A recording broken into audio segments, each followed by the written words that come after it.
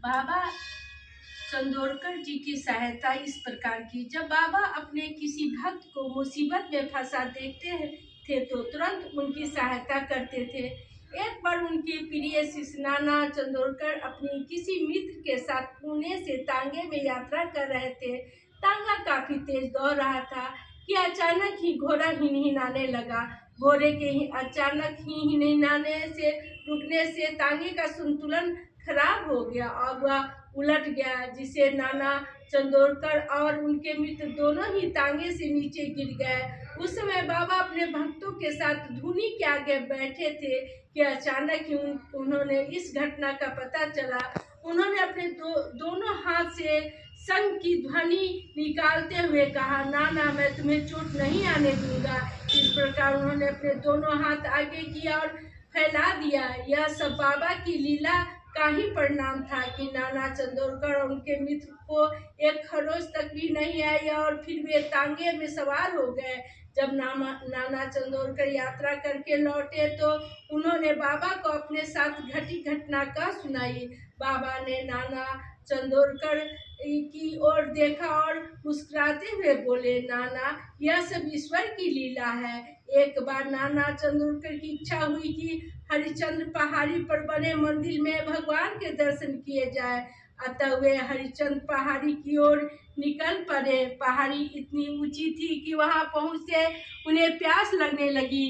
गर्मी का महीना था, कड़ी तेज धूप थी। उन्होंने सोचा कि आगे चलने पर कहीं न कहीं पानी मिल ही जाएगी, लेकिन जब उन्हें आसपास कहीं भी पानी का नामो निशान तक नहीं दिखाई दिया तो वे निढाल होकर एक पत्थर पर बैठ गए और बाबा की स्तुति करने लगे।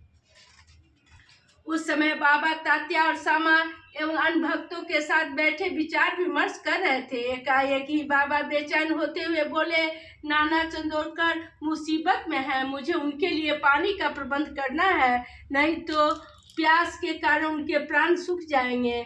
इधर नाना चंदोरकर की हालत खराब होती जा रही थी।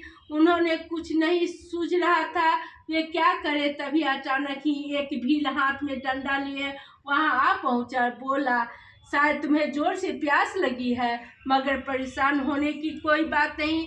तुम जिस पत्थर पर बैठे हो उसे हटाकर पानी पी लो। इतना कहने के बाद भील चला गया। नाना चंदोरकर में पानी के बारे में जानकारी मिलते ही जान आ गई और उन्होंने जल्दी से पत्थर हटाया। जैसे ही उन्होंने पत्थर हटाया तो वहां जल की धारा फूट पड़ी। इस प्रकार उन्होंने जल से अपनी प्यास बुझाई। प्यास बुझाने के बाद वे उस भील को धन्यवाद करने के लिए खोजने लगे जिसने उन्हें पानी की जानकारी दी थी, लेकिन काफी खोजबीन के बाद वे उसे नहीं खोज पाए। यात्रा से लौटने के बाद नाना चंदोरकर ने यह घटना सामा को सुनाई। सामा यह घटना सुनते ही बोला, नाना चंदोरकर तुम बहुत ही भाग्यशाली हो, क्योंकि जब तुम प्यास के मारे व्याकुल हुए जा रहे थे, बाबा ही स्वयं भील का भेष धारण कर तुम्हारी सहायता के लिए उस पहाड़ी पर गए थे। यह सुनते ही नाना चंदोरकर मन में ही मन हैरान भी हुआ और खुश भी हुआ कि बाबा ने स्वयं उनकी सहायता की। उन्होंने मन ही मन बाबा के चरणों में प्रणाम किया। इस प्रकार बाबा ने अपने भक्तों की सहायता करते हैं। ओम सही।